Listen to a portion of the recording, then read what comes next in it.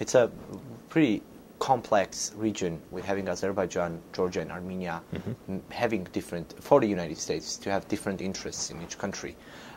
For Armenia specifically, since the Obama administration took over the power, those two issues that were mainly discussed and were worked hard with were the Armenian-Turkish relationships and Nagorno-Karabakh. Where do we stand in these two issues in general, and what are the prospects for resolutions in the region, conflict resolution specifically? I think on the issue of Armenia-Turkey, we're at a bit of a stalemate, though the Secretary went out of her way to commend the Armenian government for keeping the door open, not closing the door on the process. But I think the momentum and even enthusiasm that came about last October with the signing of the agreements has stalled because of various complications that have come up. I don't think the administration has given up on this. The Obama administration has given up on this. I think they will continue to try to push it. But I think they also have to recognize that right now is probably not the optimum time to do so. On Nagorno-Karabakh, the Secretary also referenced the Minsk process and trying to move forward with a resolution to this. Here, too, I don't think we're seeing a great deal of movement, although it is interesting to note that Russian President Medvedev has taken a rather active interest in this issue, including a meeting between the two presidents of Armenia and Azerbaijan not that long ago in St. Petersburg. So this has been an issue, by the way, where the United States and Russia have worked quite well together in trying to foster a solution to the problem of Nagorno-Karabakh. And I think that's to be encouraged. And I think the administration will continue to try to push. But at the same time, given everything that's on the Obama administration's plate, everything that President Obama has to deal with, I'm just not sure that this will get the sustained level of attention it needs in order to try to move this past the finish line. One last question about the impact of Karabakh conflict on the freedoms, human rights issues both in Armenia and Azerbaijan and in Karabakh, the people who live there right now. What is the impact of the conflict as it is we often hear from different analysts that one of the reasons why we cannot go further on human rights, freedom of speech, both in Baku and Yerevan, Azerbaijan and Armenia, is also because of the existence of the conflict. Do you believe that's true, first of all? And would it have a direct impact to a more transparent governance in the region if we had some kind of resolution to come about? When I traveled to Armenia and Azerbaijan in June of 2008, when I was still in the State Department, I heard Nagorno-Karabakh often cited as an excuse not to move forward on democracy and human rights.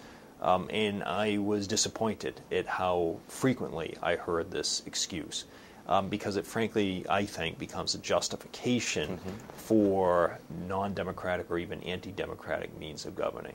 To me, when you have a situation like that with Nagorno-Karabakh, it argues even more for transparency, for openness, for accountability, for respect for human rights. And so I think the situation is, frankly, an even greater incentive to push for democratic development in Armenia and Azerbaijan, in the whole region, frankly. Conflicts like this shouldn't become excuses for anti-democratic or undemocratic means of governing. And I hope that we will see a resolution of the conflict, but also, even before that, if need be, further deepening and growth of democratic institutions in the whole region. The paradox, and we're continuing on just to understand, often even with reports such as the Nations in Transit and calling the countries authoritarian or semi-authoritarian, the United States in so many ways continues to fund those countries, even with grants like MCC, although there was a cut back on the grants. So the fact that Armenia and other countries fall back in the democratic indicators, and we still have funding with philosophy of promoting democracy, do you think this is in a way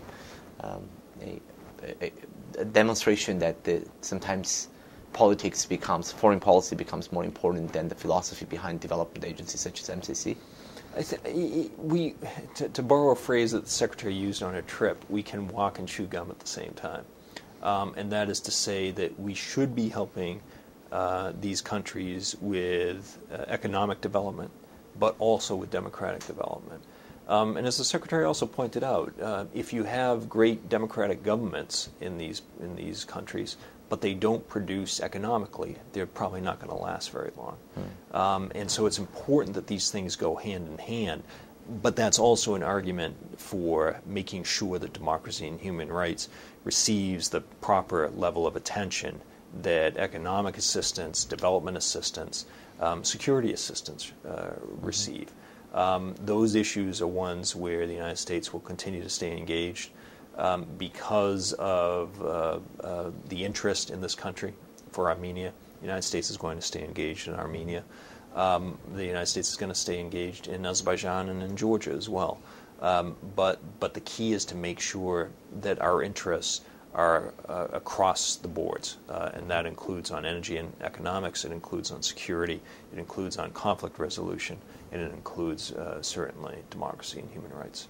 Well, thank you. Thank you very much, Mr. Kramer. Pleasure. Thanks for having me. Thanks.